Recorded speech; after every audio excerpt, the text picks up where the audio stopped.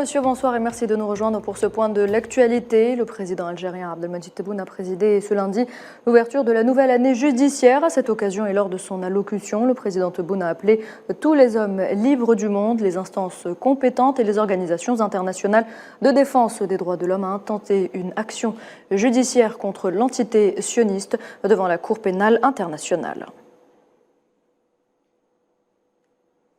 Et le chef de la diplomatie algérienne, Ahmed Attaf, entame dès ce soir une visite de travail en République de Slovénie.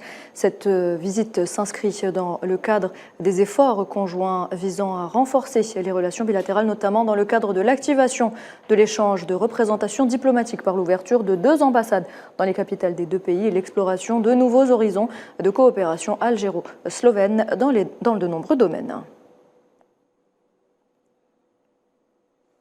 Le ministère palestinien de la Santé annonce la mort d'au moins 10 165 civils palestiniens depuis le 7 octobre dernier, un bilan qui s'alourdit au fil des heures, c'est sans compter les martyrs restés sous les décombres des bâtiments détruits par l'occupant.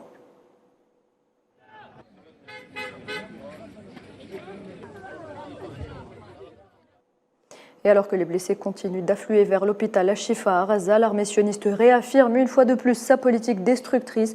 Plusieurs frappes ont ciblé les lieux cet après-midi, causant des scènes de panique et faisant plusieurs morts et blessés.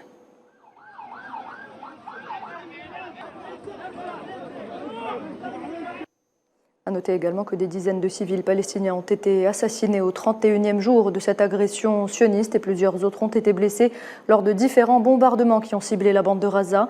Les plus violents depuis le début de l'agression sioniste, toutes les communications et services Internet ont encore une fois été coupés. Et sachez que le Conseil de sécurité de l'ONU tient ce lundi des consultations à huis clos pour discuter de la situation à Gaza après les bombardements par l'occupation de l'hôpital Al-Shifa et les attaques continues contre le camp de réfugiés de Jabalia. Depuis 31 jours, le nombre d'employés de l'Office de secours des travaux des Nations Unies pour les réfugiés de Palestine dans le Proche-Orient tués s'élève à 88. Il s'agit de la plus grande perte de vie humaine jamais subie par l'ONU dans un seul conflit.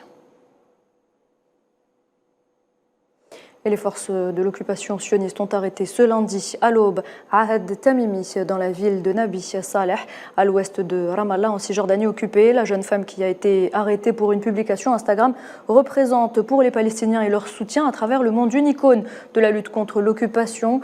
Âgée aujourd'hui d'une vingtaine d'années, la jeune femme continue son combat qu'elle a entamé alors qu'elle était enfant. À 11 ans, on la voit déjà sur des clichés brandissant le poing sous le nez d'un soldat de l'occupation. Il ne s'agit pas de sa première arrestation.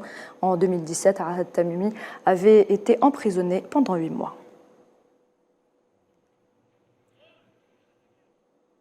Et l'armée de l'occupation a procédé ce lundi à une nouvelle campagne d'arrestation dans les territoires palestiniens. En Cisjordanie, 66 Palestiniens ont été arrêtés arbitrairement. Selon la commission des affaires des détenus et ex-détenus, le nombre total d'arrestations effectuées par l'occupant depuis le 7 octobre dernier s'élève à 2150. Le président iranien Ebrahim Raïssi accuse les États-Unis d'encourager l'entité sioniste à tuer et à perpétrer des actes cruels contre les Palestiniens dans la bande de Gaza. Raïssi a une nouvelle fois réclamé un cessez-le-feu immédiat à Gaza. Et le gouvernement sud-africain décide de rappeler tous ses diplomates accrédités auprès de l'entité sioniste pour des consultations en raison de la poursuite des bombardements meurtriers de l'armée de l'occupation sioniste sur la bande de Gaza. On rappelle que plusieurs pays ont déjà rappelé leurs ambassadeurs ou chargés d'affaires auprès de l'entité sioniste, à savoir le Tchad, la Turquie, le Honduras, la Jordanie, le Bahreïn, la Colombie ou encore le Chili. Quant à la Bolivie, on rappelle qu'elle a rompu ses relations diplomatiques avec l'entité sioniste.